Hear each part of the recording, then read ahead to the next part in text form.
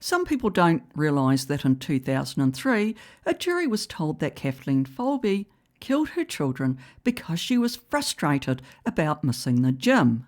That was the motive. That was the why. Then it took 20 years and a genetic mutation that occurs in 1 in 35 million people to prove that motive was never real. So what does that actually mean? Well, the law does not require a motive, but it seems that a jury needs one. And that gap between what the law requires and what a jury expects is where wrongful convictions are born. In this episode, we're pulling that apart. We're going to look at what motive is in legal terms and why it has quietly become one of the most powerful forces in a criminal trial, and what happens when it starts doing the work it was never supposed to do. The cases of Lucy Letby, Kathleen Folbigg and Sally Clark sit at the centre of all this. 3 prosecutions where the evidence couldn't prove intent, but motive was used to imply it. In all 3 cases, motive did the work, evidence couldn't, and one of them ended in a statistic so wrong it helped to rewrite the rules. The troubling part, or the part we're going to look at today, is that the legal machinery that produced these outcomes look almost identical, but that's only half the story.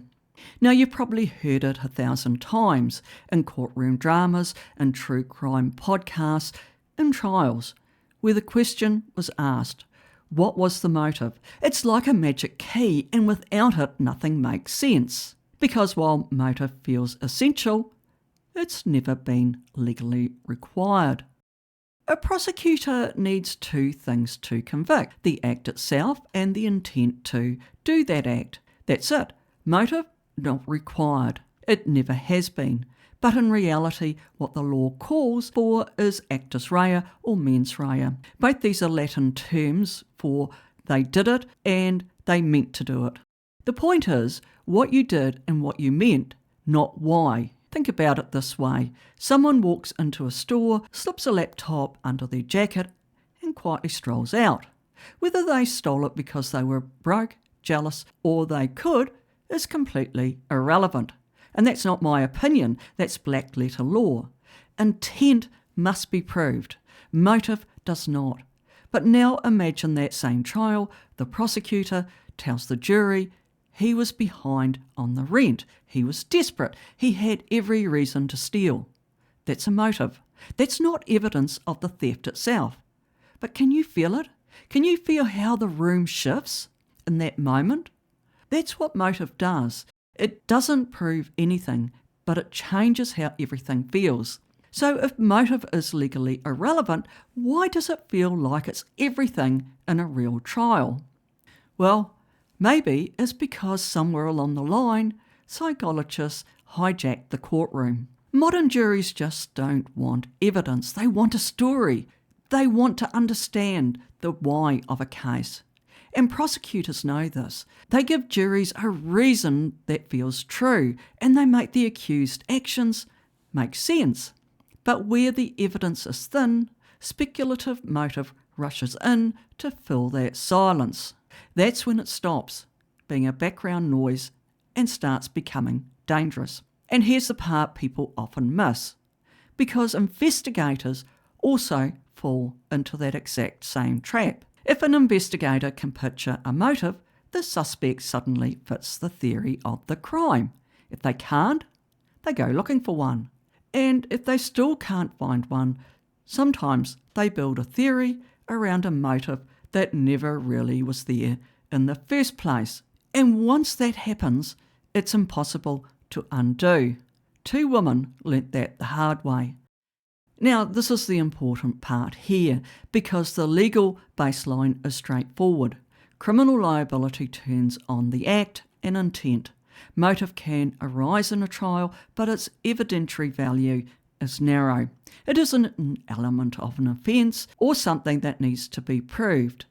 Yet, its psychological weight in a courtroom is another matter entirely, because while motive doesn't convict in law, it can convict in the mind of a jury.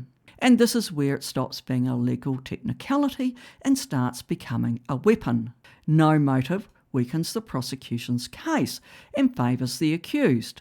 A plausible motive can make a circumstantial case feel far more compelling than the evidence alone.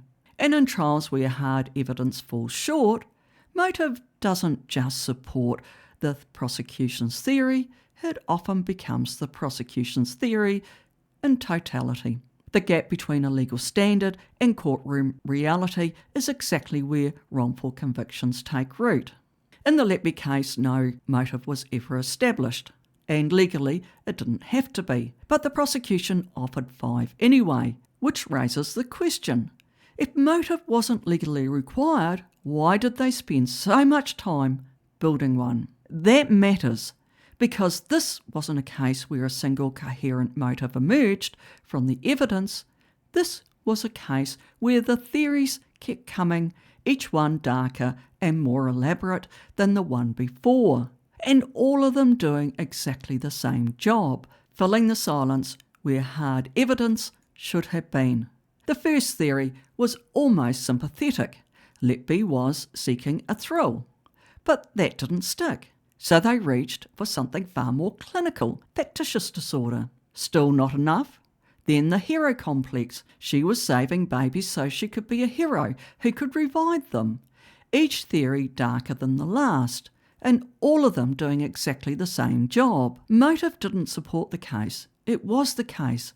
And this is what makes these 5 theories legally dangerous, because a jury only needs to believe one. Now, a prosecutor would tell you these theories serve a legitimate purpose, and they do. They help the jury understand the evidence. Without a why, a string of infant deaths is just a medical tragedy, not a crime. And that's a fair point, in principle. But it collapses in practice. When the evidence itself is disputed, when the medical foundation is under serious threat or challenge, what exactly is motive helping the jury to understand? Because in that moment, motive isn't contextualising the evidence, it's compensating for the fact that there isn't enough of it. Here, motive was used to build an overarching narrative, and that is a crucial distinction, because Letby's conviction is now the subject of serious challenge. A panel of 14 medical experts assembled by Dr. Shu Lee concluded there was no medical evidence to support the conclusion that any of the 17 cases involved were caused by deliberate harm. Which brings us back to a core legal question. If the medical basis of the prosecution's case is now in dispute, then what purpose did all these shifting motives actually serve? Because across the other side of the world, in a different decade, in a different courtroom, and a completely different type of case, motive did exactly the same job. Only this time, the woman it convicted walked free 20 years later. How? Because the motive they built was never there in the first place. I want you to stay with me here, because this next case connects to something much bigger. At first glance, the Folbigg case looks straightforward, but it isn't. It's completely different from Letby's in one fundamental respect. She was exonerated, but the road to exoneration ran directly through the same problem, a motive built on interpretation and not evidence. At the trial, the prosecution's theory was that Folbigg was frustrated and resentful. They argued she smothered all 4 of her children during moments where they intruded on the life she wanted. And the evidence for this? Her diaries. Prosecutors painted a picture of a woman preoccupied with her weight, frustrated at missing the gym, and resentful that motherhood was getting in the way. But the diaries were never a confession. But they were used like one. Let's be honest here for a second. The diaries were never close to a motive, but in the absence of forensic evidence capable of distinguishing smothering from natural infant death, the prosecution needed a why, and the diaries provided it. Now, the This is important because grief, self-blame, and the raw and often irrational things a devastated mother writes in private was all filtered through the lens of a pre-existing theory and framed as evidence of guilt. But let's look at what happened in 2023 because it's important. An inquiry led by the Honourable Justice Tom Bathurst formally dismantled that narrative. Psychological and psychiatric experts concluded the diary entries were what they actually were: emotional release by a bereaved mother, processing unimaginable loss, not confessions, not a window into a murderous mind. And this is the point where things shift, because the decisive blow wasn't psychological, it was genetic. Folbigg and her daughters were found to carry a genetic mutation, a gene associated with severe cardiac disorders and sudden infant death.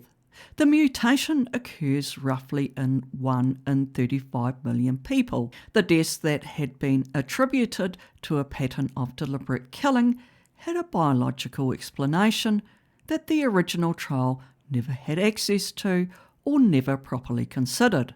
Because in June 2023, Kathleen Folbigg received an unconditional pardon where her convictions were formally overturned. That's 20 years built on a motive that never existed. Now, Folbigg and Letby are twin cautionary tales about the use of circumstantial evidence and what sometimes is called the pattern matching fallacy. The reasoning goes, too many deaths in the same family or on the same ward cannot be coincidence. Therefore, someone is responsible. Therefore, we need to find that someone. That reasoning feels intuitive, and it can even feel logical. But it isn't evidence, and when it drives a prosecution, motive stops being something that supports the case and starts being something that substitutes for non-existent evidence. The troubling part here is the legal machinery that produced both of them look almost identical. So we have two cases, two countries, 2 decades apart, the same mechanism. Kathleen Folbigg walked free after 20 years because science finally caught up with the law. And in our next case, Sally Clark was acquitted, but the system that convicted her didn't just take her freedom, it took everything else. And she never got it back. Sally Clark was a solicitor in the UK. Her first son, Christopher, died at 11 weeks in 1996. Her second son, Harry, died at 8 weeks in 1998. There was no forensic evidence of murder. There were no witnesses and no confessions. Her friends and family described Sally as a devoted mother. The prosecution had 2 dead babies and nothing that resembled a motive until Professor Roy Meadows stepped through the door and took the stand. Now they had a motive, only this time they built a motive out of a number. And this is where everything starts to connect to the Folbigg and Letby cases. Meadows told the jury that the probability of 2 sudden infant deaths in a family like the Clarks was 1 in 73 million. He wasn't a statistician. The calculation was completely wrong, and the Royal Statistical Society later said so formally. But the jury heard it first, and the number did exactly what the 5 psychological theories did for Letby and a misread diary did for Folbigg. It filled the silence where actual evidence should have been. That's a motive manufactured by bad statistics. Not a psychological profile, not an emotional narrative, just a number so large it made guilt feel mathematically right. The number wasn't evidence of what she did, it was a substitute for explaining why. There was a second failure in this case. The prosecution's pathologist, Alan Williams, had taken samples during Harry's post-mortem. These tests showed the presence of a bacterial infection capable of killing an infant rapidly. He did not disclose them. Not to the prosecution, not to the defence, and not to the court. This decision changed everything. The results sat buried in hospital records, Well, Sally Clark was convicted and spent 3 years in prison. When they were finally discovered, her conviction was quashed. When the Court of Appeal overturned her conviction in 2003, their language was quite devastating. They just didn't acknowledge that Meadow's statistic was wrong. They called it misleading and unsafe. This is what was at stake, because Sally Clark never recovered. She died in 2007, 4 years after her release. The system didn't just convict her, it destroyed her. And the motive? That did it. A number, a statistic, and that's all it took. So we have 3 trials, 3 different mechanisms, theories, diaries, and statistics. The courts have been clear on this for centuries. In the case of Bamber, the judge reminded the jury of a basic point in criminal law. The Crown did not have to prove a motive, and the absence of one didn't prevent them from convicting. The law doesn't ask why, it asks what and whether you meant it. But let's look at what they share. Each one took something personal. Letby's handwriting, Folbigg's grief, Clark's motherhood, and turned it into proof of murder. Not what they did, not forensic evidence, but who they were. In all these cases, the architecture is identical. Evidential insufficiency, the prosecution couldn't meet the burden on actus rea alone. Motive functioned as surrogate evidence, not a supplement, but substitute. The system didn't malfunction, it worked exactly as it was designed to, and still convicted the wrong person. That's the real lesson here. The danger isn't a rogue prosecutor or a dishonest expert.